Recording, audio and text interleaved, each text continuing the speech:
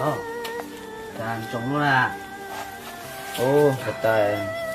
Cho rồi, sao tôi khó nó sẽ xài sẽ gì. Ô, thôi à. Thế lần gọi có đặt thái chỉ cái có bao giờ tiền đó. Đừng tôi chỉ lúc nữa kia ơ, nên nó sẽ trả sẽ chê rồi.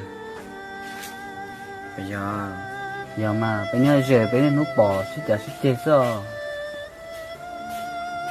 Thôi, giờ cái chiến tranh thế là có khổng có một sao mà. Nó sẽ trả sẽ chê chê của hai thứ thế. Sao mong cái điều cũng mà béo lửa này. Còn cái nhà nó là nó sôi nó không thập béo chứ. Phải không? Ở đâu tôi à? Được rồi.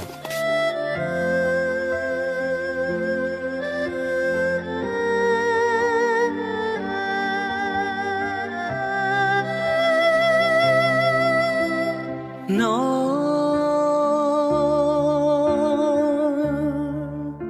luôn trong giờ cả lỗ mơ để có một tao tu chỉ chỉ rồi luôn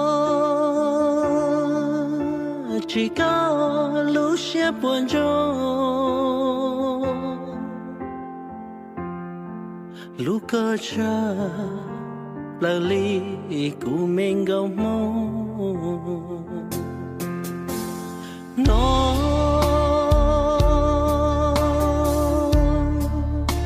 luôn trong có mong chỉ cho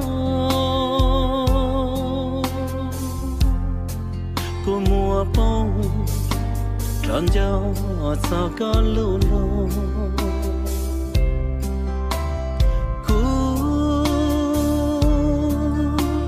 sa chỉ có một tàu rong là